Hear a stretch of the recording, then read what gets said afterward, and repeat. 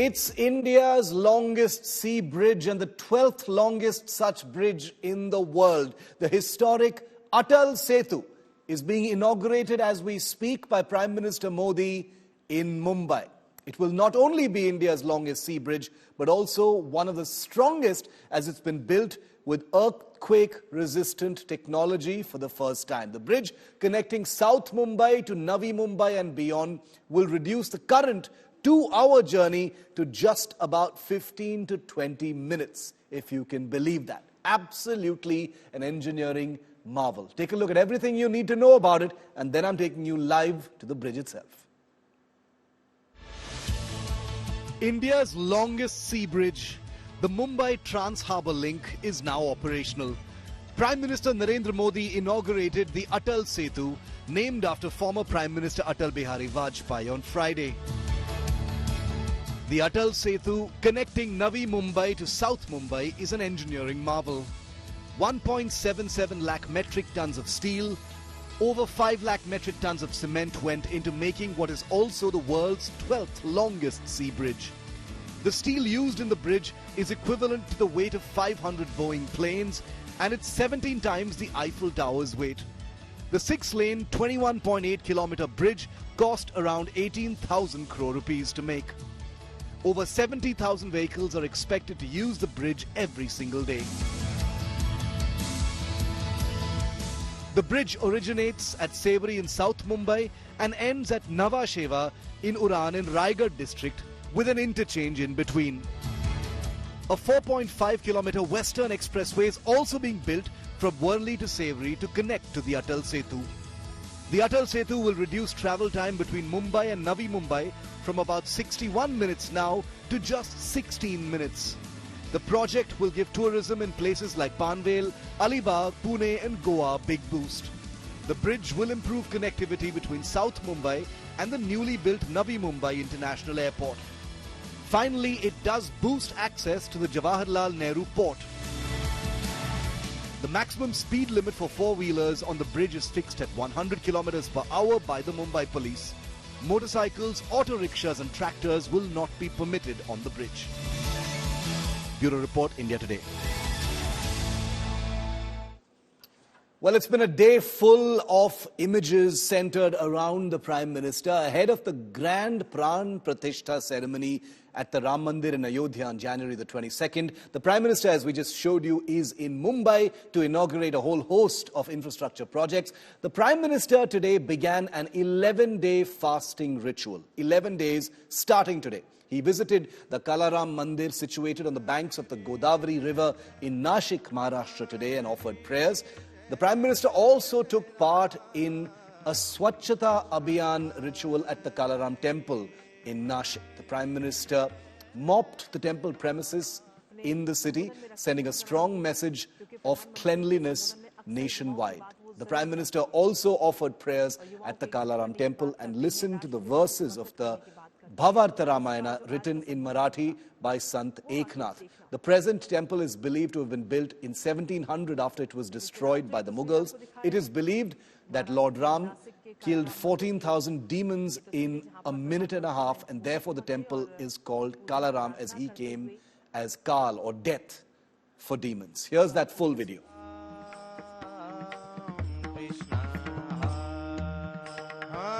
मैंने आह्वान किया था कि जनवरी तक हम सभी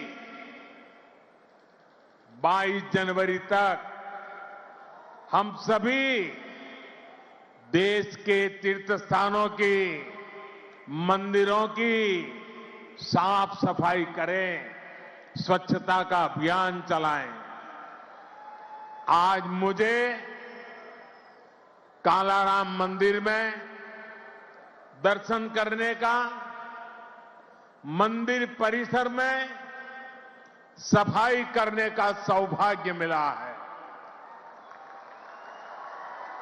मैं देशवासियों से फिर अपना आग्रह दोहराऊंगा कि राम मंदिर में प्राण प्रतिष्ठा के पावन अवसर के निमित्त देश के सभी मंदिरों में, सभी तीर्थ क्षेत्रों में स्वच्छता अभियान चलाएं, अपना श्रमदान करें. All right, let's go straight across to India Today's Vidya joining us live from Mumbai. Vidya, the Atal Setu has just been inaugurated, but the big talking point right now I wanted to get your views in on is the Prime Minister in Nashik at the Kalaram Mandir, where he, took part in that Swachhata campaign. Amazing video, sending out a big message. What are you hearing? Lots of significance here. Well, it certainly there is, in fact, in the last many days, even though the opposition has been stating as to how, entire religious rituals have been usurped by the BJP.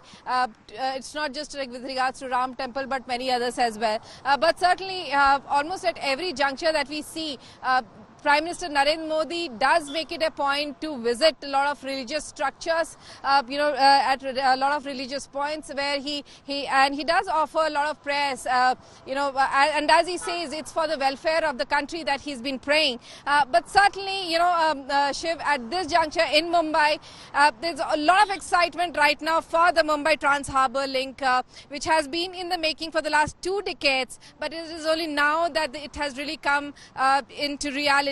Almost for decades, people have been waiting for something like this.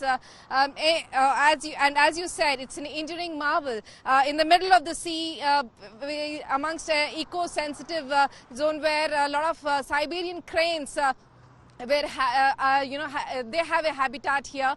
Amidst that entire 22-kilometer long stretch of this entire Trans Harbour Link that has been made is something that people in Mumbai and Navi Mumbai were really looking forward to. Images of the Prime Minister, Vidya, inaugurating the Atal Setu. It's something that the people of Mumbai, the people of Maharashtra have been waiting for a very, very long time. It has, been caught up in legal issues. It has had many, many delays. I want to show you pictures of the actual bridge. Move away from those political images for a moment and show you the actual bridge, which is what people, want to see, because it's 21 kilometers long. It's cost over 17,000 crore rupees and has really taken its time coming. Vidya, you're a Mumbaikar. Explain this to us non-Mumbaikars, how much of a difference this bridge is going to make. Is it really going to be a total game changer in terms of the amount of time people are going to save in their commute from South Mumbai to Navi Mumbai and back? Shiv, remember the entire creation of Navi Mumbai as a satellite town was done to make sure that people who could not afford the cost of living in Mumbai could actually settle down there. But the connectivity between Navi Mumbai and Mumbai was a very tedious one, with almost an hour or 2 at the minimum actually being taken almost on one way. This 2-hour route that everyone used to take by road will now be cut down to just 20 minutes. And it's not just to Navi Mumbai. Remember, this is the entire Konkan belt. From Mumbai, if you just take on this road, which is right now closed, but will be opened up by tomorrow for the public. If you take this interchange in Sewri in South Mumbai to Chirle in Navi Mumbai, this interchange will take you not just to Navi Mumbai, the JNPT area, the Jawaharlal Nehru Port Trust area, but also if you want to go to Goa, get onto the national highway towards Goa. This will take you on a much shorter route. You'll reach there faster. Your destinations will be much closer. So certainly, for the entire, people who used to travel, especially for businesses, people who had to come to Mumbai for the sake of business, they used to find it very tedious coming from Navi Mumbai, from the entire Konkan belt to Raigad and all these areas. Coming to Mumbai was a very tedious task, but this would certainly change a lot. Amazing, amazing. To hear it straight from a Mumbaikar makes all the difference. It's going to be a game changer for the people of Mumbai. It's going to, improve the quality of life. People are going to spend less time on the road going between Navi Mumbai and South Mumbai. Can't wait to see it for myself. 21 kilometers long over the Arabian Sea. It's going to be something to really, really marvel at. Vidya, thank you so much for that. Let me tell you a little bit more, viewer, about the Atal Setu, some of the salient features. Now, concrete trucks have moved over 3.8 lakh kilometers. The bridge features reinforcing bars could have built about 17 Eiffel Towers, is what we hear. The length of the steel used is 4 times Earth's diameter. 85,000 tons of orthotropic steel have been used on the deck of this bridge. Orthotropic steel has been used, the amount of orthotropic steel used is equal to over 185 Boeing 747 jumbo jets. So just some factoids to give you a sense of how much metal and material has gone into making India's longest sea bridge of this kind. You heard Vidya, quantifying it, but we've got some more information in terms of the journey time, because ultimately at the end of the day, it's not about the amount of steel used or how much it costs, because this is taxpayer money and the taxpayer has to benefit. And what better benefit than saving time? Here's a look at it. Before the Atal Setu, it would take between 90 to 120 minutes for going from South Mumbai to Navi Mumbai. Now it's just a miraculous 15 to 20 minutes. From 19 to 120 minutes, 2 hours down to 15 minutes is an incredible savior of time as a result of this engineering marvel. 21.8 kilometers is the Atal Setu. The images you see there are of Prime Minister Modi, the Chief Minister and Deputy Chief Minister of Maharashtra and other officials unveiling and inaugurating this bridge that will be in use starting later today and tomorrow. 70,000 vehicles are expected to cross this bridge every single day.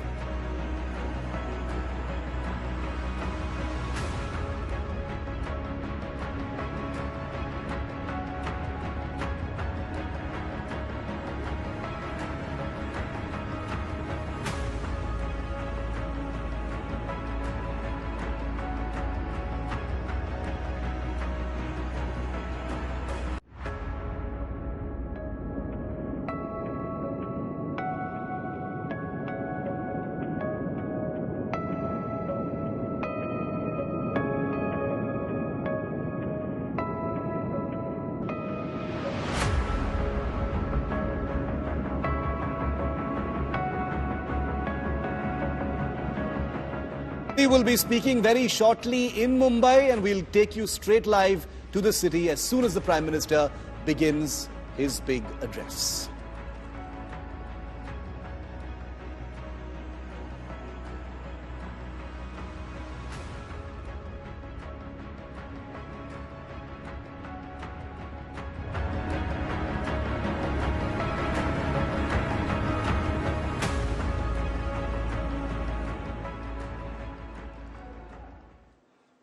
And I want to take you now to the updates that we're bringing in on a story that viewers have been tuning in to India Today all week to know more about. It's a big twist in the spine-chilling murder of a 4-year-old child by his own mother. It's the story that has numbed India. It's the story everyone's talking about. According to the police report, after the murder of the little boy, the police found a note, a written note in the bag in which Suchana Seth had kept the dead body of her 4-year-old son. That note was written on a tissue paper using eyeliner, apparently. Police sources have told India Today that the Karnataka police found out about the boy's body inside the bag. When Suchana was asked to open the bag, she showed the part to the police where the boy's clothes and toys were kept. It was only after a lady police officer intervened that the body inside the bag was revealed. So she actually tried to hide it even after the police confronted her about what's inside the bag. The note that was written in eyeliner apparently read, "No matter what happens, the custody of the child will remain with me. Even if there is a divorce, the custody of the child will remain with me," unquote. Now, even more than that, more revelations have been unearthed. Suchana allegedly also told her friends that her son reminds her of her husband. Remember, all of this is information that is only being alleged. The police also suspect that Suchana used cough syrup to sedate her son before the crime that she has now been accused of. Now, I want to answer a question that many people have been wondering about, speculating about, conjecturing about all week, and that is, what is the psychology for such a horrific crime? Is there any explanation in psychology for such a horrific crime? Remember, this is not about justification. This is about trying to understand what happened. According to Psychology Today, which is a well-known repository of psychological academic work and understanding, here are some of the possibilities. One is a situation called altruism, where parents who believe they have killed their child for real or imagined suffering. Possibility 2, or theory number 2, spousal revenge. Parents kill a child in order to get back at a spouse or partner. It's revenge. Number 3, there's acute psychosis. Parents who killed their child due to some irrational motive which doesn't have a real understanding.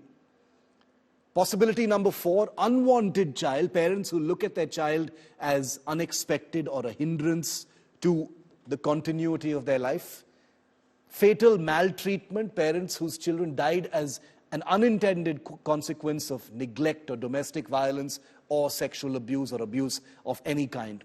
Now, we are not experts in this field, but these are some of the theories that are relevant in the field of psychology when it comes to the killing of a child, also called filicide. It's formally called filicide. I want to try and get an expert understanding of this, with the disclaimer that this is a case that's still under investigation. We have no wish to speculate or cast any aspersions on anyone, but we do wish to try and shine the light on a story that has truly horrified us all. Dr. Anjali Chhabria is a psychiatrist and psychotherapist, and she joins me live. Dr. Chhabria, thank you very much for your time, ma'am.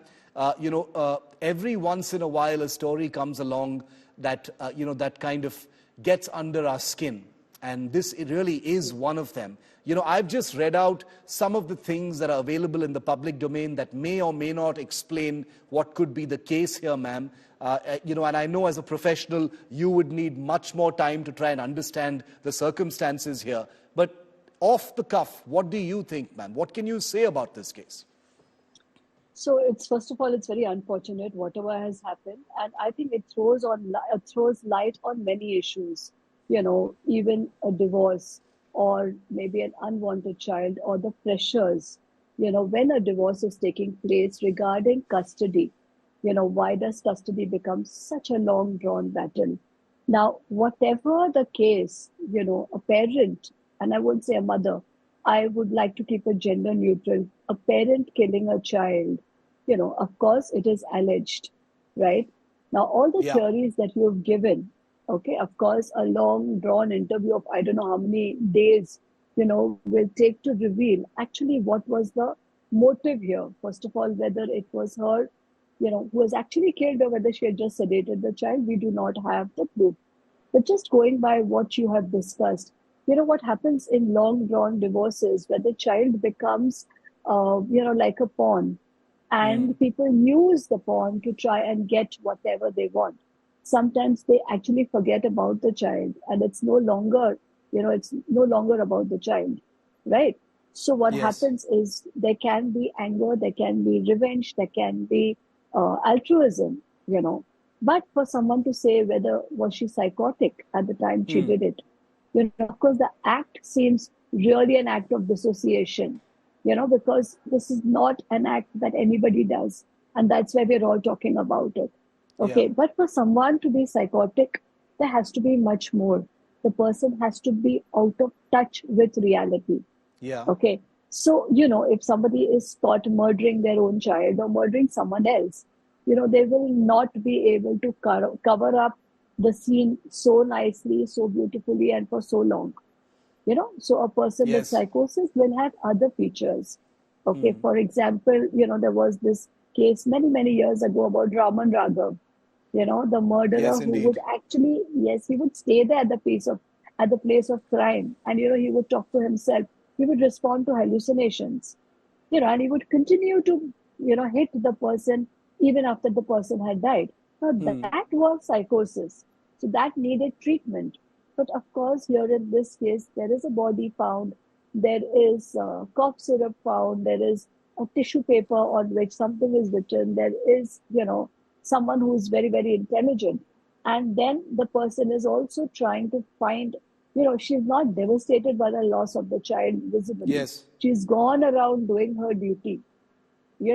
She's gone around doing her job, saying that, no, I don't want to take the taxi. I mean, I don't want to take the plane. I want to take the taxi, etc., etc. Right. So, of course, one really does not know what goes into the mind of a person. Yes. It's going to be beyond psychology, criminology, etc., to find out. And Does there that... is... Dr. Go Chabria, ahead. what you just mentioned, the fact that Suchana sort of carried on with her work, apparently put her child in that suitcase and traveled with him in a car. Right. What does that sort of prima facie suggest to you? How does one explain that kind of disassociation? Because it's a terrible thing that has happened. One would Right. imagine that even if such a crime, took place in a moment of insanity, and there is no indication of Right. that, that there would be Right. some kind of realization. Even that didn't apparently happen, ma'am. Absolutely. So, one has to understand the personality. When people talk about mental health is poorly understood in our country. Now, Yeah. and it covers everything. And what happens is, as psychiatrists, we cringe when such things come up and say, oh, was it because of mental health? Because what happens to people who are suffering from mental health conditions, they start wondering, are we going to do some things like that? But definitely, this is not somebody just falling mentally ill. Okay, this could be a personality. Now, of course, one needs to understand that there are personality disorders, and there are some people who might do anything to get what they want. They may manipulate any situation. So one will have to find out whether there was an underlying personality disorder and antisocial personality disorder. Again, here, antisocial doesn't mean asocial. Asocial means people who do not like to talk to others. Antisocial means going against the law. So one will have to find out whether there was underlying all these things.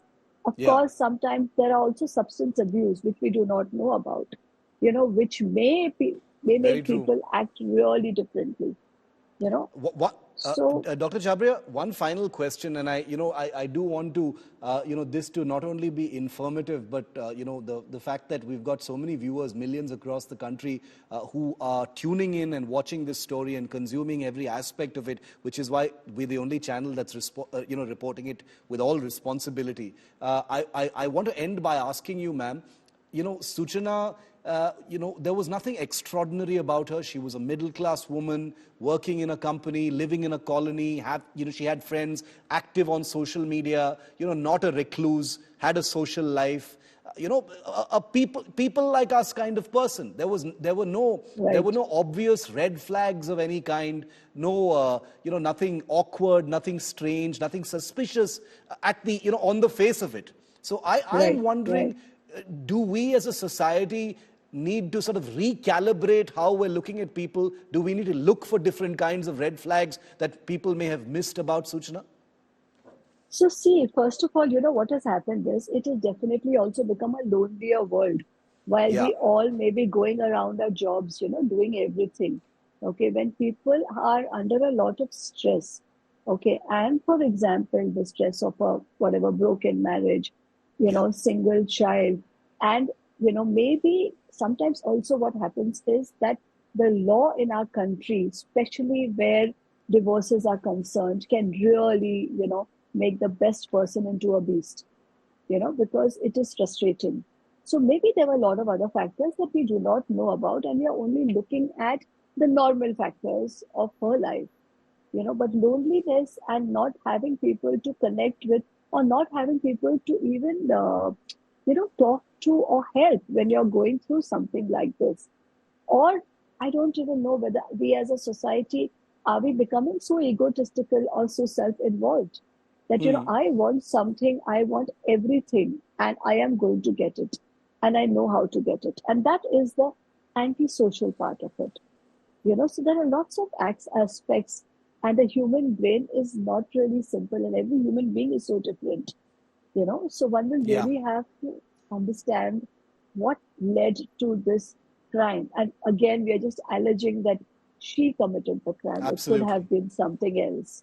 Absolutely. And hopefully we'll know more going forward. It's an investigation that is continuing right now. Thank you, Dr. Chabria, for helping us understand. I think all of us recognize that mental health and things like this are, we would much rather, brush these things under a carpet and not discuss them. And actually, that's one thing I would like to say, is that we should use these opportunities to bring to people that, okay, if you're suffering from something, if you're having fits of rage, if you feel angry, you feel sad, you feel frustrated, please reach out to professionals. And seek help, Absolutely. And I thank you for that, Dr. Chabria. Dr. Chabria herself is one of those people you can reach out to if you want. There are many, many experts across the country who are willing to help at any point of time. And we will continue to bring you all of these uncomfortable layers of this terrifying story. In fact, we've got some related breaking news on Suchana Seth coming in now. Okay, the accused mother has been taken to the crime scene in Goa. The hotel where her 4-year-old son was allegedly murdered by her and put into a suitcase. Suchana Seth has been taken inside that hotel. It's like a homestay apartment building where Suchana Seth has been taken by a police team for recreation of the crime scene. Remember, bloodstains had been found by the police after Suchana had left from that hotel, and it was after that she was arrested from the Chitradurga district in Karnataka. I want to go across to India Today's Divyesh Singh live from Kalangut in Goa, where this hotel apparently is. Divyesh, crime scene recreation has just taken place. What can you share with us now? Well, Shiv, just a while ago, Suchana Seth has been brought by the Kalangut police team at the same spot where she allegedly killed her son. These are the same apartments. You can see over here, there are police officials present here. We are not allowed to enter beyond that. But this is the same apartment building, or this what they call as serviced apartments, which had been rented. One of the apartments was rented by Suchana Seth. She was put up in one of those apartments, and when she left, her son was missing. The hotel staff found that the son was seen nowhere.